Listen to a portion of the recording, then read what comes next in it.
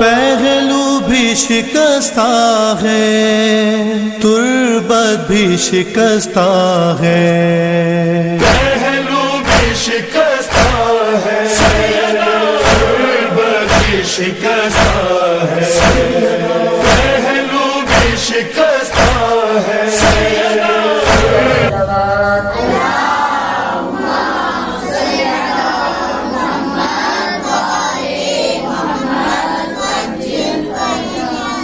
رحم اللہ قرآن فاتحہ بنذرانہ حضرت فاطمہ الزہرا صدیقۃ الکبریٰ۔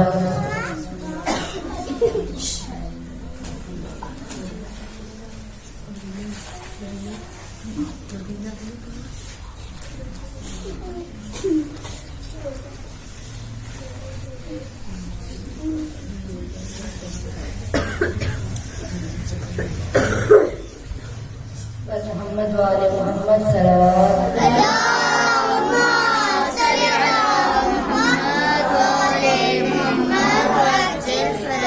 اپنی اپنی حاجات کی قبولیت کے لیے بلند تر صلوات۔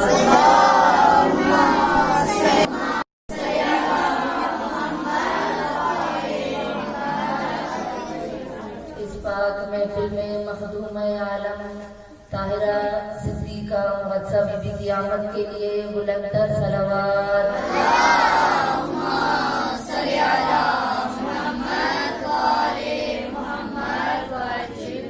تاجیل یوسف زہرا بلند تر صلوات۔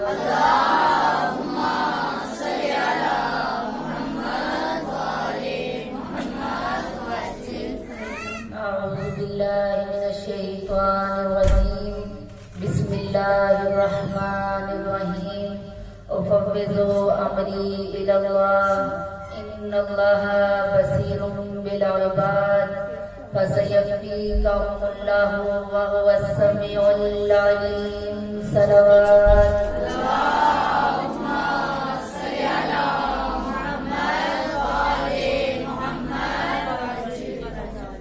رب اشرح لي صدري ويسر لي امري واحلل عقدة من لساني يفقهوا قولي۔ صلوات۔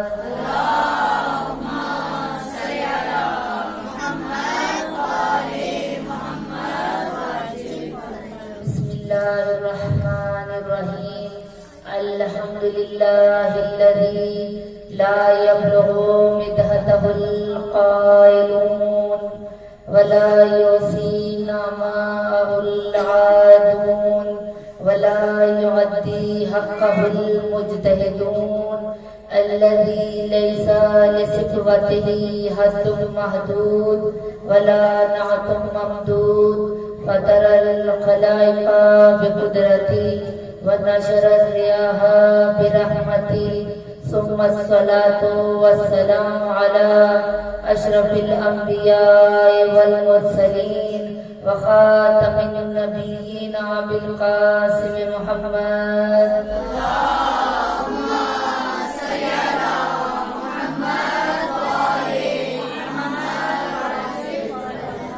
وآل الطيبين الطاهرين المعصومين المظلومين، سيما بقية الله في الأرضين، صاحب العصر والزمان وخلیفۃ الرحمن امام الانس والجان، اللہم عجل لولیک الفرج۔ صلوات۔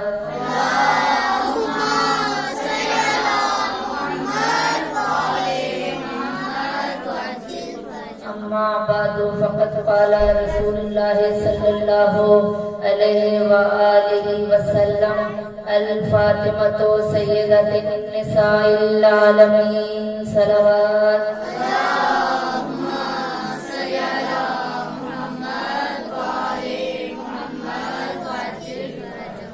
انا توجہنا واستشفعنا وتوسلنا بك إلى الله وقدمنا کے بینا یدی حاجاتنا. سب مل کر توسل کریں حضرت فاطمہ الزہرا سے اپنی پریشانیوں کو، اپنی مصیبتوں کو، ہر چیز کو توسل کریں حضرت فاطمہ الزہرا سے کہ ہمارے اٹھنے سے پہلے خدا بحق زہرا ہماری دعاؤں کو قبول کرے، پریشانیوں کو دور کرے.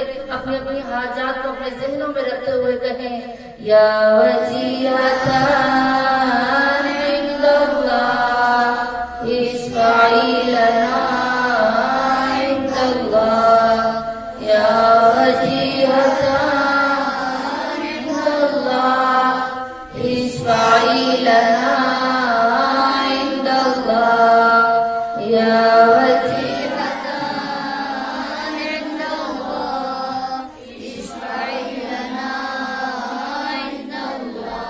صلوات پڑھ کر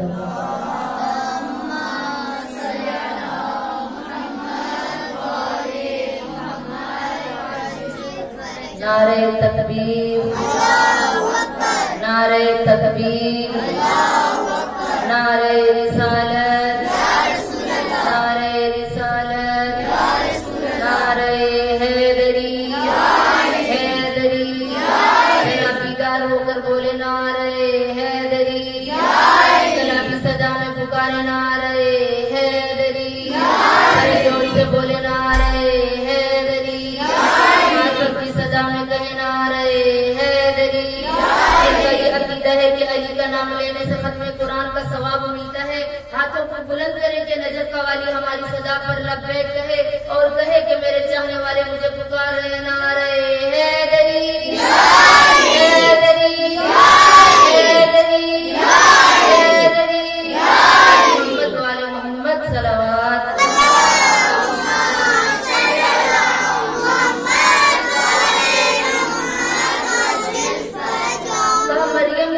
اصل میں ہے مسلح بطول کا، کہا مریم کی رضا اصل میں ہے مسلح بطول کا، ممنون دو جہاں میں ہے اللہ بطول کا. آدم کو بھی دخول کی اجازت نہیں ملی، آدم کو بھی دخول کی اجازت نہیں جہاں جنت میں عالیشان ہے محلہ بطول کا. بآواز بلند تر صلوات.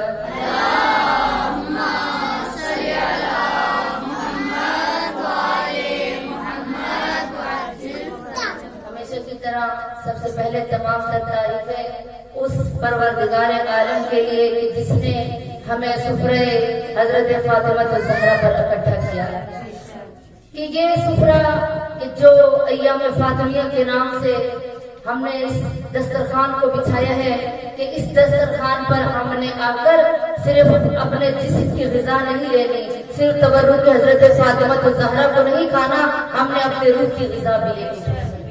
کیوں؟ کیونکہ اسلام ایک جامع مذہب ہے.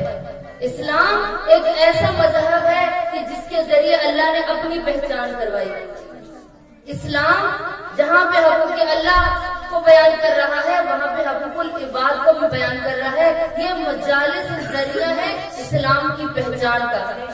کیوں؟ کیونکہ جس بیوی کی مناسبت سے ان ایام کو ہم نے رکھا ہے یا میں اور آپ منا رہے ہیں تو یہ بیوی اسلام کو بچانے کے لیے محافظ ولایت بن کے نکلی، محافظ امامت بن کے نکلی. جب اسلام خطرے میں تھا تو میری آقا زادی نے چادر تطہیر پہنی اور گھر سے نکلی. کیوں؟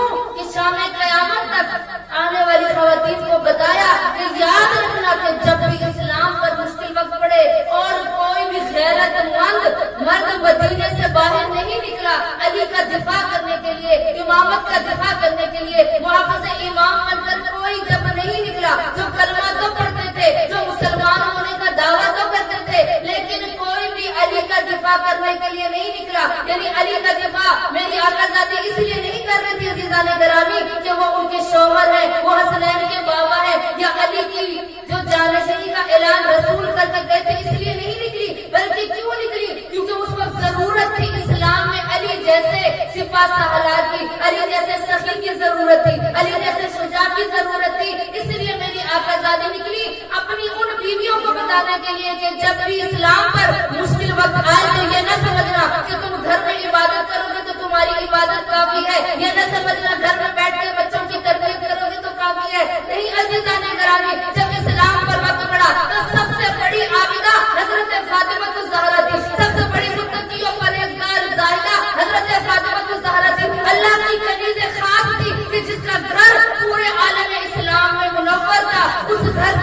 فاطمہ الزہرا نہیں کہ وہ فاطمہ الزہرا کہ جب حضرت آدم علیہ السلام کو اللہ نے بنایا اور آدم کو بنانے کے بعد اللہ نے کہا جاؤ جبرائیل آدم کو جنت کی سیر کرواؤ. اب حضرت آدم کو جبرائیل ساتھ لے کر چلتے ہیں کہاں؟ جنت میں. جنت میں پہنچے. اب حضرت فاطمہ الزہرا کا دیکھیے کہ اللہ کس طرح سے کروا رہا ہے. ہم نہیں سمجھ سکتے. اگر آج کوئی یہ دعویٰ کرے کہ ہم نے جناب سیدہ کو سمجھ لیا تو مومنات یاد رکھیں وہ جھوٹا دعویٰ کرتا ہے, کیونکہ اس بیوی کی ہمیں تو معرفت ہی نہیں.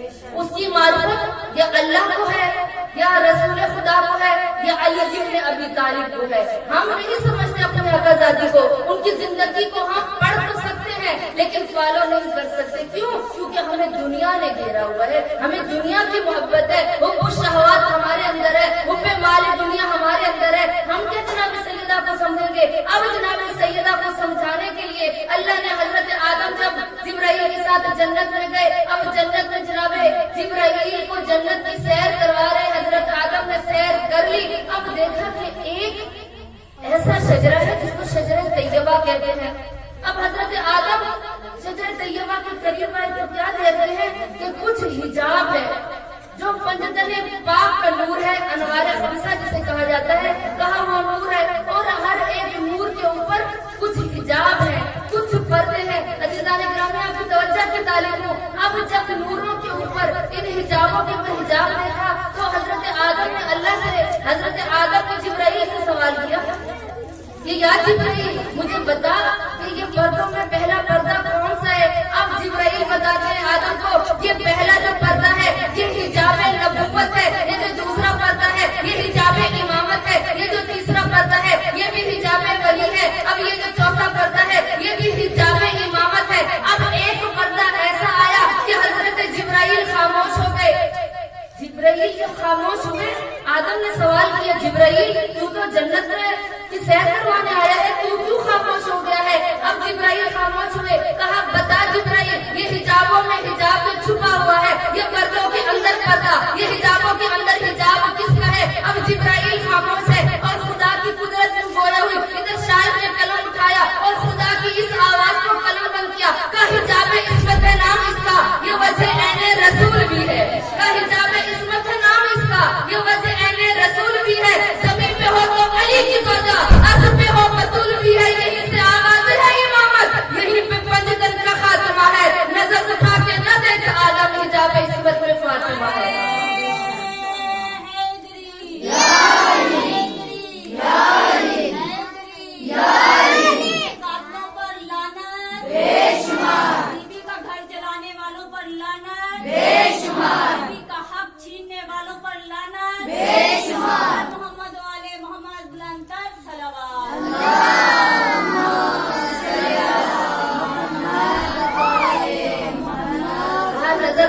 نہ دیکھ آدم حجاب عصمت میں فاطمہ ہے. یعنی ایک ایسا پردہ کہ جس کا جبرائیل تعارف نہیں کروا سکتا, اس کا تعارف اللہ کروا رہا ہے. کہ جہاں اللہ فاطمہ کو حجاب عصمت کا نام دیا وہاں پہ بطول عذرا کا نام دیا. اور کسی نے جب امام باقر علیہ السلام سے سوال کیا کہ زہرا کو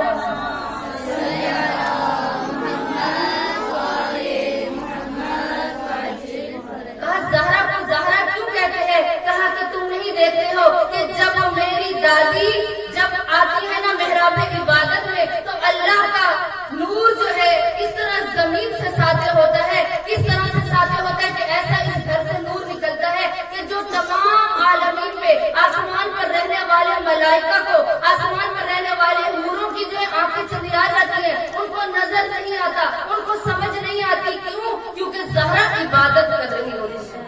اس لیے زہرا ایک ایسے ستارے کو کہتے ہیں کہ جو چمکتا ہے تو آسمان والے دیکھتے ہیں اس کو زہرا کہتے ہیں. اور زہرا کی فضیلت اور میں کیا بیان کروں کہ جس کی تعظیم کے لیے رسول اکرم کھڑے ہو جائے اسے کہتے ہیں فاطمہ الزہرا.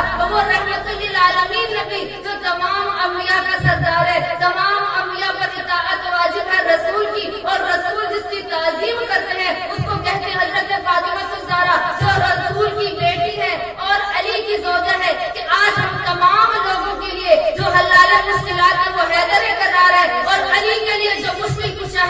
فاطمہ الزہرا۔ سخاوت کا در وہ طہارت کا گھر وہ سخاوت کا در بن کے پاکیزگی کی فضا آ گئی، جن کی عظمت میں محمد مصطفیٰ کھڑے ہوں، جن کی عظمت میں محمد مصطفیٰ کھڑے ہوں، کائنات میں کوثر کی ملکہ فاطمہ آ گئی۔ بیوی کی شان میں بلند تر صلوات۔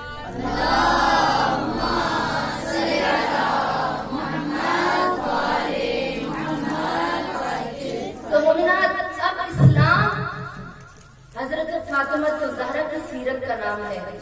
اب اسلام کو سمجھنا ہے تو اسلام کیا ہے؟ اسلام ان لوگوں کو پسند نہیں کرتا جو بیکار ہے، کہ جب حضرت موسیٰ علیہ السلام اللہ تعالیٰ سے ملنے کے لیے کوہ طور پہ گئے اور کہا یا اللہ مجھے بتا کہ تیرے ناپسندیدہ بندے کون سے ہیں، تیرے ناپسندیدہ بندے کون سے ہیں۔ واقعی عزیزان گرامی، جب میں نے یہ حدیث پڑھی تو واقعی میرے اپنے رونگٹے کھڑے ہو گئے کہ ہم کتنے غافل ہیں۔ کہا اللہ فرماتا ہے اے موسیٰ، میرے لیے سب سے ناپسندیدہ بندے وہ ہیں دنیا کے اندر، جیفۃ فی اللیل و بطال فی النہار، کون؟ جو رات بھر مردار کی طرح سوتے ہیں اور صبح سستی میں دن گزار دیتے ہیں۔ اور یہ حدیث قدسی ہم لوگوں کے ساتھ زیادہ منطبق ہوتے ہیں۔ کیوں؟ کیونکہ ہم رات کو مرداروں کی طرح سوئے رہتے ہیں، کوئی نماز فجر کا نہیں پتا، کوئی اللہ کی عبادت کا نہیں پتا، اور دن میں ہماری سستی ہی ختم نہیں ہوتی۔ ہمارے گھر کے کام کاج اتنے ہمیں پسند ہے کہ ہم بھول جاتے ہیں کہ کوئی عبادت بھی چیز ہے، کوئی اسلام بھی چیز ہے، نہ رشتہ داروں کی خبر، نہ محلے والوں کی خبر کہ ہمارا کوئی پڑوسی بیمار ہوگا، کوئی رشتہ دار بیمار ہوگا، یا کسی کے گھر میں کوئی کیا ہوا ہے، کچھ خبر نہیں ہے۔ کیوں؟ کیونکہ ہمارے کام آڑے آ چکے ہیں، ہم پورا دن سستی میں گزار دیتے ہیں۔ اب اسلام ایک جامع مذہب ہے، جس اسلام کو بچانے کے لیے فاطمہ الزہرا نکلی، جس دفاع ولایت، کیونکہ میرا موضوع ہے کہ حضرت فاطمہ الزہرا اور دفاع ولایت، کس طرح سے انہوں نے دفاع کیا ولایت کا۔ ایک خاتون ہو کر ذرا سوچیں، ذرا تصور کریں، ایک ایسی خاتون کہ جس کی عمر 18 سال ہے، جس کے بچے چھوٹے ہیں، لیکن باپ اس دنیا سے جا چکے ہیں، مصیبت کا عالم ہے، دروازہ چلتا ہوا گرا ہے، لیکن پھر بھی ایک خاتون ہو کر مردوں والا کام کیا، علی کی ولایت کا دفاع کرنے کے لیے گھر سے نکلی، دنیا والوں کو بتانے کے لیے نکلی کہ فاطمہ الزہرا علی کی پہلی شیعہ ہے، کہ جس نے کردار کے ذریعے سے علی کو اجاگر کیا، نہ ہماری طرح زبان سے علی علی نہیں کیا، بلکہ کردار سے علی کو اجاگر کیا اور کہا کہ تم بھول گئے کہ میرے بابا نے کیا بیان کیا تھا، میرے بابا نے کیا بتایا تھا کہ علی کون سی ہستی ہے، میرے بابا نے کیا کہا تھا کہ علی ما الحق و علی ما الحق ما علی، کہ جہاں حق ہوگا وہاں علی ہوگا، جہاں علی ہوگا وہاں حق ہوگا۔ اگر تمام دنیا ایک طرف ہو جائے اور کہے کہ ہم حق پر ہیں، لیکن یہ نہ دیکھنا کہ کثرت کہاں پر ہے، لیکن یہ دیکھنا کہ علی کہاں پر ہے، دیکھنا کہ علی کہاں پر ہے۔ دنیا یہ حدیث بھول چکی تھی۔ کیوں عوامل بن ثقیفہ کے، کیوں میری آقا زادی کو دربار میں جانا پڑا؟ سوچا کیونکہ معاشرہ ایسا تھا، کیونکہ کچھ عادتیں ایسی ہوتی ہیں کہ جو انسان کے معاشرے کو خراب کر دیتی ہے۔ یہ سوسائٹی، یہ معاشرہ انسانوں سے وجود میں آتا ہے۔ اب جناب سیدہ کو دربار کیوں جانا پڑا؟ کیوں رسول کی رحلت کو 3 یا 4 دن گزرے، دروازے پر آگ کا سامان لے کے بھی سوچا ہو سکتا ہے کسی غیرت مند مرد نے اٹھ کر نہیں کہا کہ یہ کام نہ کرو؟ کیا مدینہ کے لوگ مدینہ میں اس وقت موجود نہیں تھے کہ جب در زہرا پر آگ لگائی؟ سوچا کبھی ہم نے؟ کیونکہ میں نے ان باتوں کو بیان کرنا ہے، کل والی مجلس یہاں پر ہی میں نے چھوڑی تھی اور اسی سے آگے ربط دینا ہے کہ کیا وجہ بنی کہ میری آقا زادی کو دربار جانا پڑا، کیوں ثقیفہ وجود میں آیا، کیوں دروازے پر آگ لگائی گئی؟ کیا مدینہ میں لوگ نہیں تھے؟ کیا مدینہ میں مسلمان نہیں رہتے تھے؟ کیا مدینہ میں رسول کے صحابی نہیں تھے؟ کیا صحابہ تابعین نہیں تھے؟ کیا رسول کی حدیث کو سننے والے نہیں تھے؟ کیا قاری قرآن نہیں تھے؟ کیا محافظ قرآن نہیں تھے؟ کیا رسول کی سنت پر چلنے والے نہیں تھے؟ عزیزان گرامی، سب موجود تھے، لیکن کوئی بھی ان کو روکنے والا نہیں تھا۔ نماز پڑھتے تھے، روزہ رکھتے تھے، اپنے آپ کو مسلمان کہتے تھے، لیکن معاشرہ ایسا کیا بن گیا کہ 3 ہی دن میں لوگوں کی رنگت تبدیل ہو گئی، 3 لوگ اتنی جلدی بدل گئے کہ جناب سیدہ کے دروازے پر آ گئے اور کوئی بھی روکنے والا نہیں تھا. پوری تاریخیں اٹھا کر دیکھیں, فاطمہ من المہد الی اللحد کتاب میں موجود ہے. کہا کہ کسی نے نہیں روکا, وہ اپنی مرضی سے آئے اور مرضی سے چلے گئے. اگر کوئی کہتا نا کہ انہوں نے صرف دھمکی دی, بات دھمکی کی ہوتی نا تو پہلے خالی ہاتھ آتے, لیکن تاریخ اٹھا کر دیکھیں کہ ان کے ہاتھ میں آگ کا سامان موجود تھا. آپ کا سامان موجود تھا. کیوں؟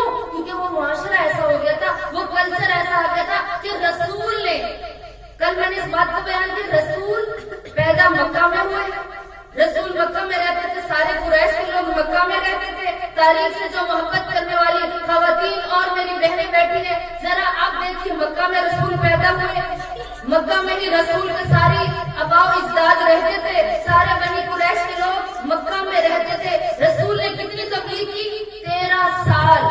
کتنے لوگ مسلمان ہوئے؟ کل میں نے بیان کیا تھا 60 یا 70 لوگ مسلمان ہوئے. مسلمان ہونے کے بعد ان لوگوں کے اندر عبادت نہیں تھی. کیوں؟ کیونکہ وہ بتوں کے عادی تھے. جب نماز کے لیے رسول اکرم ان کو پکارتے تھے اور جب کہتے تھے کہو تکبیرۃ الاحرام, جب اپنے ہاتھوں کو بلند کرتے تھے تو ان کے بغل سے بت نیچے گرتے تھے, کیونکہ وہ عادی ہو چکے تھے بتوں کو ساتھ رکھنے کے. اب رسول ان کو بلاتے تھے, اتنے شقی القلب تھے, اتنے سخاوت القلب تھے کہ کوئی بھی مسلمان نہیں ہوا. کہتے تھے یہ رسول کا بچپن ہمارے ساتھ گزرا. یہ بھی مانتے تھے کہ رسول صادق ہے, یہ بھی مانتے تھے کہ امین ہے, لیکن کوئی مسلمان نہیں ہوا. اب ادھر مدینہ والے, مدینہ میں کون تھے؟ یہودی. مدینہ میں لوگ یہودی رہتے تھے. اگر آپ توجہ سے سن رہی ہیں تو آپ ایک نتیجے پر پہنچیں گے. ایک نتیجہ میں دینا یہ چاہتی ہوں کہ کیا وجہ ہوئی کہ رسول کے بعد ان کے دروازے پر آگ کا سامان لایا گیا. اب ادھر مدینہ والوں نے رسول اکرم کو دعوت دی کہ یا رسول اللہ, مکہ کے لوگ آپ کو مانتے نہیں, چاہے آپ کے آباء و اجداد رہتے ہیں, چاہے آپ کے رشتے دار رہتے ہیں, آپ کو مانتے نہیں ہیں. آج ہم نے آپ کو دعوت دی ہے, ہم آپ کو بلا رہے ہیں, ہمارے پاس آ جائیں. اب یہ یہودی تھے. کون سے یہودی؟ پڑھے لکھے یہودی. اسی لیے یہ ہم تیسری چوتھی کی کتاب اسلامیات میں کیا پڑھتے ہیں کہ جب رسول اکرم نے ہجرت کی تو کیا کیا؟ مہاجر اور انصار کو آپس میں ایک دوسرے کا بھائی بھائی بنا دیا, اور جو پڑھے لکھے لوگ تھے ان سے کہا کہ جو ان پڑھ ہے ان کو پڑھاؤ, اگر تم ان کو پڑھا دو گے تو ہم تمہارے رشتے داروں کو جو میں نے قید کیا ان کو آزاد کر دوں گا. اب یہ پڑھے لکھے لوگ یہودی موجود تھے, اب ان کے ساتھ بنی اسرائیل رہتے تھے, تو یہ آپس میں ایک دوسرے کو جب قصے سناتے تھے تو کون سے قصے؟ قوم سمود کے قصے, قوم عاد کے قصے, جناب یوسف کے قصے سنایا کرتے تھے ایک دوسرے کو. ان کا آنا جانا تھا. اب جب رسول آئے, اب آ کر دیکھا کہ یہ مسلمان تو ہو گئے لیکن ان کی عادتیں, ان کا کلچر جو ہے کون سا ہے؟ یہودیوں والا ہے, بنی اسرائیل والا ہے. یہ وہی بنی اسرائیل والا چال چلن ہے ان کا. اب رسول خدا نے جب یہ دیکھا تو کہا ٹھیک ہے, چاہے تو مسلمان ہو گئے ہو. اب یہ مدینہ کے لوگ فوراً جو مسلمانوں سے تبدیل ہونا شروع ہو گئے. انہوں نے رسول اکرم پر تہمتیں لگائی تو رسول اکرم نے اعلان جنگ شروع کیا.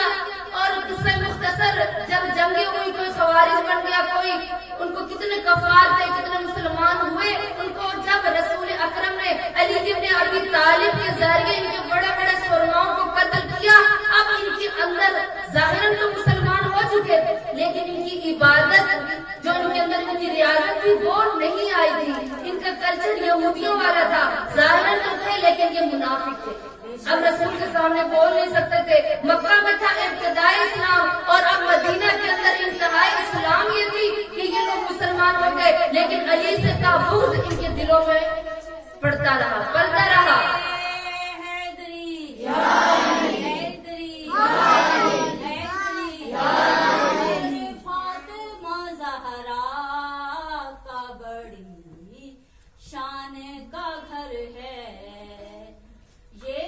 منزل ہے قرآن کا گھر ہے. بی بی راضیہ کی شان میں بلند تر صلوات.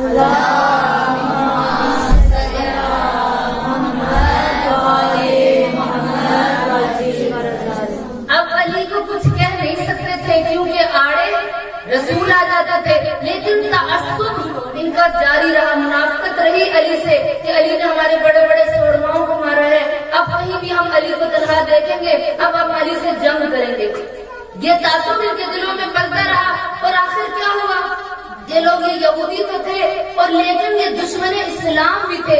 4 यहूदी जिसका तारीख का मैंने मुताला किया है मेरे इल्म के मुताबिक, मेरे इल्म के 4 बड़े यहूदी थे कि जो बाद में मुसलमान हुए। सबसे पहला काबुल अहबार, दूसरा अब्दुल्लाह इब्न इस्लाम, तीसरा बनी उमैया का एक शख्स था जिसको कहा जाता है, मैं नाम लिख कर लाई उसका ताकि तारीख का मुताला करें तो पता चले। सबसे पहला यहूदी जो मुसलमान हुआ बाद में काबुल अहबार, दूसरे अबू हुरैरा, तीसरे वहाब इब्न मुनीर और चौथे अब्दुल्ला इब्न इस्लाम। ये 4 लोग बाद में मुसलमान हुए जो यहूदियों के शोरमा थे। अब अली की दुश्मनी इनके दिल में पल रही थी कि कब अली हमें तनहा मिले हम अली को फिन्नार करेंगे, हम अली को कत्ल कर देंगे। तासुब इनके दिलों में था, ज़ाहिरन मुसलमान हो रहे थे। अब काबुल अहबार को जब दावत इस्लाम दी रिसालत पाक में, इसने इनकार कर दिया, कहा कि मैं खलीफा अव्वल को भेजा, कहा जाओ काबुल अहबार से कहो बड़ा यहूदी है मुसलमान हो जाए। इसने कहा मैं इस्लाम नहीं लाऊंगा। कहा क्यों इस्लाम नहीं लाओगे? कहा इसलिए कि तुम्हारे अल्लाह ने कुरान में सूरह जुमा में हमारे ऊपर तोहमत लगाई है, हमारे लिए बुराई की है, इसलिए हम मुसलमान नहीं होंगे। कहा और क्या वजह है, क्यों मुसलमान नहीं होंगे? तो कहा दूसरी वजह ये हम मुसलमान नहीं होंगे। क्यों? कहा अल्लाह ने कुरान को नाजिल किया है जिब्रील के जरिए, हमें जिब्रील अच्छा नहीं लगता। अल्लाह इसराफील के जरिए कुरान को भेजे, वही को भेजेगा तो हम मुसलमान हो जाएंगे। तो हम मुसलमान वरना नहीं होंगे। अब काबुल अहबार मुसलमान नहीं हुआ, अब्दुल्ला, ये 4 लोग जिन्होंने इस्लाम लाने से इनकार कर दिया था, लेकिन बाद में जब जंगें हुई ये मुसलमान हो गए। लेकिन मुसलमान होने के बाद इन्होंने कोई उस कल्चर को तब्दील नहीं किया, ये यहूदी कल्चर था। इन चारों के ये 4 बड़े सरगना थे यहूदियों के कि जिनकी वजह से मार गए। इस्लाम जो जनाब सैयदा के दरवाजे पर आग लगाई गई और बीबी को मजबूर किया गया दरबार में जाने। इन 4 की वजह से क्या काबुल अहबार ने क्या किया? खलीफा अव्वल उसको पसंद करता था। अब बाद के रसूल क्या हुआ कि इस काबुल अहबार ने चाल चली, कहा अब तो अली को बचाने वाला कोई नहीं है। अब इन्होंने कहा कि हमारे यहूदी कल्चर के मुताबिक क्या है, हमारे यहूदी कल्चर के मुताबिक जो भी सफेद रीश बुजुर्ग होता है वो खिलाफत को संभालता है, वही कबीले का सरदार होता है। इसलिए भूल जाओ कि रसूल क्या बोल के गए हैं, भूल जाओ कि हदीस क्या है, हदीस पर पाबंदी लगा दो, तब ही हम हुकूमत को संभाल सकेंगे। अब इन लोगों ने रसूल के जनाजे को छोड़ा, अब इन्होंने सकीफा इख्तियार कर लिया। सकीफा क्या है? यानी चंद लोगों पर मुश्तमिल एक कमेटी, यानी इलेक्शन हुए, जो उन्होंने चंद बड़े बड़े लोग थे वो बैठे। कहा अब रसूल चले गए, फौरन इस काबुल अहबार ने कहा क्या करते हैं कि फौरन हम हदीस पर पाबंदी लगा देते हैं। जब हदीस पर पाबंदी लगाएंगे गदीर लोग भूल जाएंगे, रसूल ने क्या फरमाया है लोग भूल जाएंगे। इन्होंने पाबंदी लगाई और पाबंदी लगाने के बाद खलीफा अव्वल ने इन्होंने सरदार बना दिया। जब सरदार बन गए, अब इधर अबू हुरैरा की शख्सियत क्या है? अबू हुरैरा वो शख्स है जो यहूदी था, वो यहूदी था, बाद में मुसलमान हुआ। मुसलमान होने के बाद इसने क्या किया? कहा एक शख्स फलस्तीन का एक शहर है अक्का जिसका नाम है, कहा वहाँ का एक यहूदी शख्स आया, कहा गर्मियों का मौसम है, मैंने प्याज ज्यादा खरीद लिए हैं, अब मेरे प्याज बिक नहीं रहे, प्याज मेरे खराब हो रहे, मैं क्या करूँ? अबू हुरैरा चूंकि रसूल के कहता था मैं करीब ज्यादा रहता हूँ, जो हबीबी हबीबी या रसूल कहा करता था। अब इसने क्या किया? कहा ठीक है तुम चंद दिरहम मुझे दे दो, मैं कह दूंगा रसूल ने ये फरमाया है तो जन्नत उस पर वाजिब हो जाएगी जो प्याज खाएगा। इसने नारा बुलंद किया, कहा जो भी मदीना में रहने वाला शख्स अक्का के प्याज खाएगा उस पर जन्नत वाजिब है। आज की तरह नहीं, जैसे अगर हमें कोई कह दे कि फला काम आप करो जन्नत वाजिब है, हम फौरन करेंगे, बगैर तहकीक के काम करेंगे। क्यों? हम जन्नत के भूखे हैं। उस वक्त क्योंकि नया नया इस्लाम आया था। अब अबू हुरैरा की शख्सियत ये थी कि जो अपनी तरफ से अहदीस को बड़ा करता था, और हमारे दूसरे मज़ाहिब की अगर तारीख उठाए, उनकी किताबों को उठाए, सबसे ज्यादा अहदीस अबू हुरैरा के नाम से लिया। और अब अली इब्न अबी तालिब जो बचपन से रसूल के साथ ساتھ رہتے تھے. اب ان لوگوں نے رسول کے بعد علی کی جانشینی کا اس لیے بھی انکار کیا. کہا رسول چلے گئے اور 24 سال کا ایک جوان بچے کو ہمارے لیے سردار بنا کے چلے گئے. علی نے ہمارے بڑے بڑے سورماؤں کو مارا ہے. اب تو علی کا موقع ملا ہے, اب ہم علی کو کبھی بھی حکومت نہیں دیں گے. اگر علی کو حکومت دے دی تو زہرا کو فدیہ بھی دینا پڑے گا, پھر ہمیں حدیث بھی بیان کرنی پڑے گی. کیوں؟ دیکھیں سب سے پہلے کل بھی میں نے بیان کیا کہ تاریخ اسلام میں بعد از رحلت رسول علی کا کیا کام تھا. علی کیا کر رہے تھے بعد از رحلت رسول؟ علی قرآن کو جمع کر رہے تھے, اور صرف قرآن کو جمع نہیں کرتے تھے, ہر آیت کی شرح کو بھی بیان کرتے تھے. جہاں احادیث آیات لکھتے تھے وہاں رسول کی حدیث کو بھی بیان کرتے تھے, وہاں شان نزول کو بھی لکھتے تھے. اب ان لوگوں نے کہا کہ اگر ہم نے حدیث پر پابندی لگا دی تو ہم رسول کا تمام جو فعل ہے اس کو چھپا لیں گے. ہم کہیں گے حسبنا کتاب اللہ, ہمارے لیے کتاب کافی ہے. چونکہ یہودی تھے, اب ان کے اندر وہ یہودیت جو کلچر موجود تھا. ایک چھوٹی سی مثال دنیا کی دوں گی. آج جب محمد علی جناح نے پاکستان بنایا تو کس نظریے کے تحت بنایا تھا کہ مسلمانوں کا کلچر الگ ہو اور ہندوستان کا کلچر الگ ہو جائے. اسی نظریے پر قائد اعظم نے پاکستان کو بنایا تھا. آیا وہ کلچر اب ہے کہ جس نظریے کے تحت پاکستان بنا, آج ہماری شادیوں میں وہ کلچر جو انڈیا کا کلچر ہے وہی کلچر ہے کہ جو ہندوستان کا کلچر ہے. آج کوئی مومن کسی کی شادی میں نہیں جا سکتا. آج کا لڑکا کیا کوئی مومن کسی کی شادی میں نہیں جاتا. کیوں جائیں گے تو وہی ناچ گانا, وہی بے حجابی, کوئی نماز کی پابندی نہیں, بچوں کو ڈانس سکھایا جا رہا ہے, رقص ہو رہا ہے, پوری رات رقص کرتی ہیں جوان بیٹیاں باپ کے سامنے رقص کر رہی ہیں, ڈانس کر رہی ہیں. آج یہ کلچر کہاں سے آیا؟ آیا وہ اسلام پاکستان کی بنیاد تھی, وہ کہاں گئی؟ کلچر اثر انداز ہوتا ہے.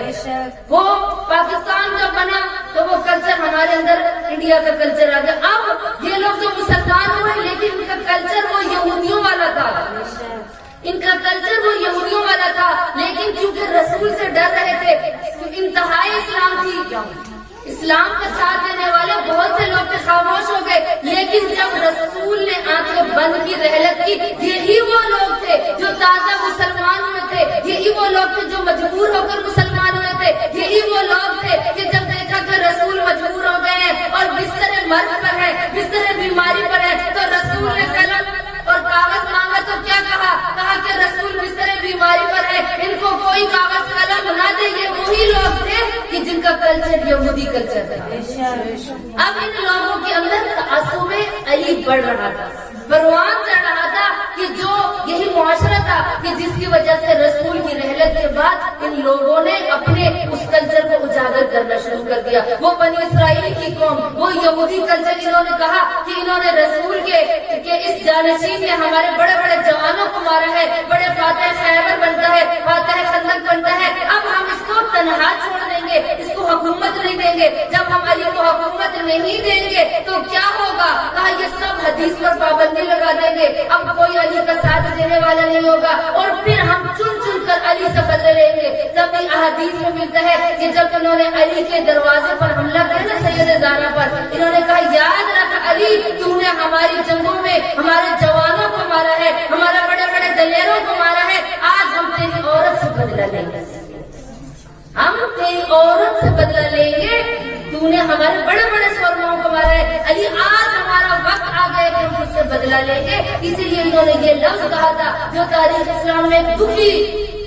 لمحہ آ جاتا ہے کہ کہا علی تو نے ہمارے جوانوں کو مارا, تو نے ہمارے بوڑھوں کو مارا, ہم تیری عورت سے بدلہ لیں گے.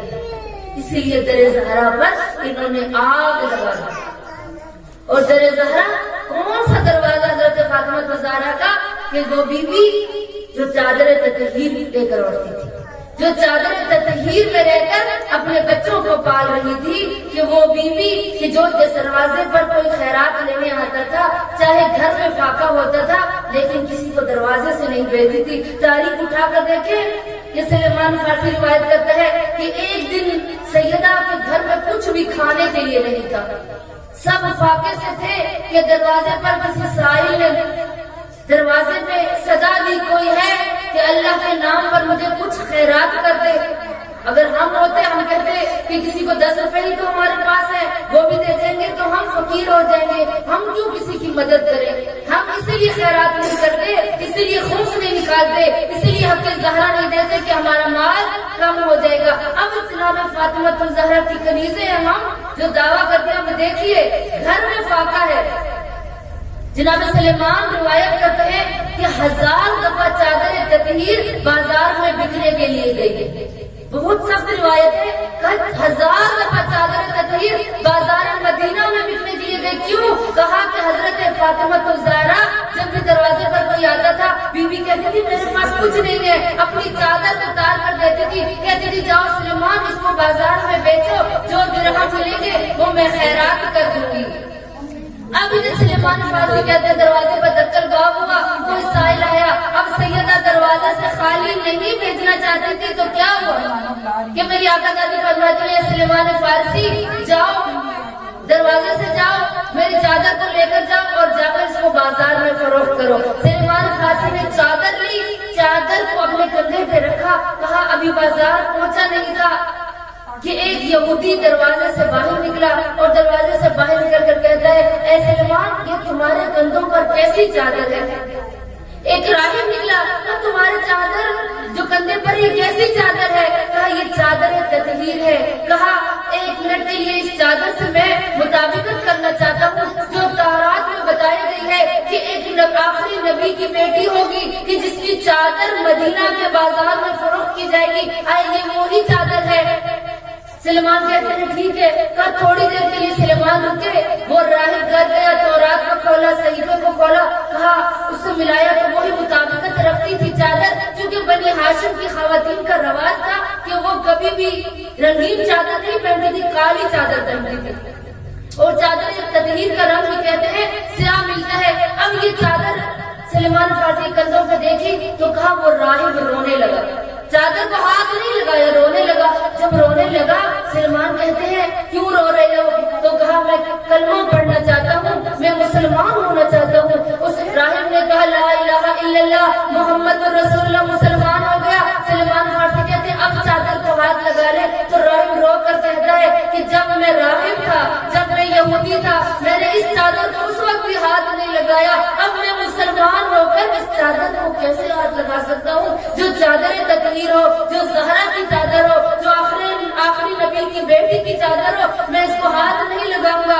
اے سلیمان فارسی میرے پاس کچھ درہم رکھے ہیں، ایسا کرو وہ لے جاؤ، اس چادر کو بھی واپس لے جاؤ۔ کہا 1000 دفعہ یہ چادر گئی اور واپس آئی۔ میں کہتی ہوں اس چادر کی قیمت اس راہب نے ادا کرنے کے بعد بھی چادر کو ہاتھ نہیں لگایا تھا تو وہ مسلمان جو کلمہ پڑھتے تھے وہ کس طرح انہوں نے در زہرا پر آگ لگا دی، کس طرح انہوں نے در زہرا پر آگ لگا دی کہ زہرا کی پسلیاں ٹوٹ گئی، زہرا کا محسن شہید ہو گیا کہ وہ آقا زادی جو کہتے تھے اللہ مجل وفاتی کہ بابا مجھے موت دے دے، یا اللہ مجھے موت دے دے، اب زہرا کا اس دنیا میں دل نہیں لگتا۔ ارے زہرا کا یہ نوحہ تھا، ایک عالم دین ایران کے رہنے والے تھے، انہوں نے زہرا کے مسائل کو بیان کرنا شروع کیا۔ جب اس نے یہ بیان کیا نا کہ زہرا کی پسلیاں ٹوٹ گئی تھی، ارے کا مجلس ختم ہو گئی، مسائل ختم ہو گیا، لیکن ایک شخص ایسا بیٹھا تھا جو زاروں قطار رو رہا تھا۔ عالم دین کہتے ہوئے ممبر سے اترا، اس کے پاس گیا، بچا تجھے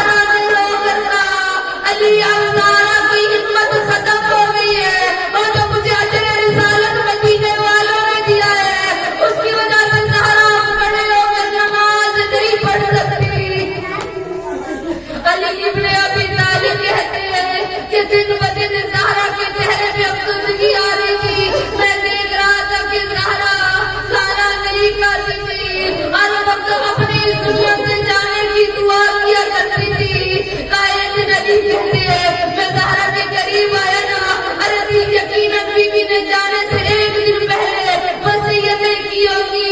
میری آقا ذاتی کہتی ہے یا علی ذرا میرے ادھر میں تشریف لے آئے. علی زہرا کے ادھر میں گئے نا. علی زہرا نے وصیتیں کرنا شروع کی. مومنات سنیں گی علی کو پہلی وصیت زہرا نے کیا کی. زہرا فرماتی ہے علی اے علی میرے تمام میری اولاد کو پہلا میرا سلام دینا. ارے سادات کی عورتوں آج ہم پردہ نہیں کرتی ہے. سادات کی عورتیں ارے وصیت زہرا میں زہرا نے پہلا سلام بھیجا تو میری اولاد کو میرا سلام دینا. اے کنیزان زہرا نے دعوت کرنے والی خواتین سے میں پوچھتی ہوں ارے جو زہرا کا کنیز ہونے کا دعویٰ کرتی ہے زہرا سلام بھیج رہی ہے آپ پر. زہرا کہتی ہے یا علی میری پہلی وصیت یہ ہے کہ میری اولاد کو میرا سلام پہنچا دینا. اور دوسری وصیت کی کہا یا علی غسلنی باللیل اور مجھے رات کی تاریکی میں غسل دینا. وکفنی باللیل وحملنی باللیل کہ علی مجھے رات کی تاریکی میں دفن کرنا. مجھے رات کی تاریکی میں حدود دینا. ارے صرف سیدہ نے یہ وصیت نہیں کی. کہتی ہے یا ابن عم اور میرے جانے کے بعد کلابیہ خاندان کی ایک عورت سے شادی کر رہا. اور میں نے اپنے بابا سے سنا ہے کہ اس بی بی کے بدن سے جو اولاد ہوگی وہ میری اولاد سے وفا کرے گی. میری بی بی نے وصیتیں کرنا شروع کی. پھر کہا علی میرا رات کی تاریکی میں جنازہ پڑھانا.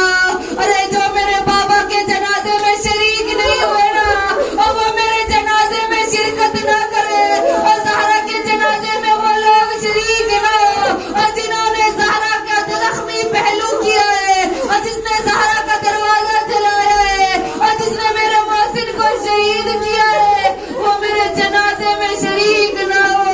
اس کے بعد میری آقا زادی کہتی ہے اے علی مجھے تابوت میں رکھ کر دفن کرنا.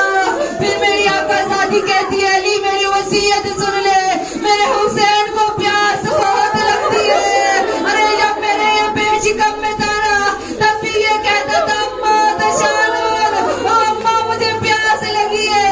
میں راتوں کو اٹھ کر حسین کو پانی دیتی ہوں. اور زینب سے کہا کہ اپنے بھیا حسین کا خیال رکھنا. میری آقا ذاتی وصیتیں کرتی ہے وصیتیں کر رہی ہے. علی ابن ابی طالب زاروں قطار رو رہے ہیں. میرے امام مجھے زاروں قطار روتے ہیں نا. سیدہ وصیتیں کرنے کے بعد کہتی ہے یا علی مجھے زہرا کو معاف کرنا اور مجھے زہرا کو معاف کرنا. اگر مجھ سے کوئی غلطی ہوئی ہو میں نے پوری کوشش کی ہے آپ کے بچوں کی اچھی تربیت کروں اور آپ کے ولایت کا دفاع کر سکوں. اے علی مجھے معاف کر دینا. ارے جب زہرا نے یہ کہا نا علی زہرا قطار رو کر کہتے ہیں زہرا میری شکایت اپنے بابا سے نہ کرنا. تجھے میرے گھر میں چکی بھی پیسنی پڑی. میرے بچوں کا بھی خیال رکھنا پڑا. اور تیرے بابا جب اس دنیا سے جا رہے تھے تو انہوں نے کہا تھا فاطمہ کا خیال رکھنا. اے زہرا میں تیرا خیال نہیں رکھ سکا. اور یاد رکھ علی اتنا مجبور تھا تیرے دروازے پر آگ لے کر لیکن یاد رکھ تو جانتی ہے میں مجبور ہو گیا تھا. علی فرماتے زہرا اپنے بابا سے میری شکایت نہ کرنا. ارے جب تمام وصیتیں آ چکی نا میری آقا ذاتی کہتی ہے زینب کو بلاؤ. ارے چند وصیتیں میں زینب سے کرنا چاہتی ہوں.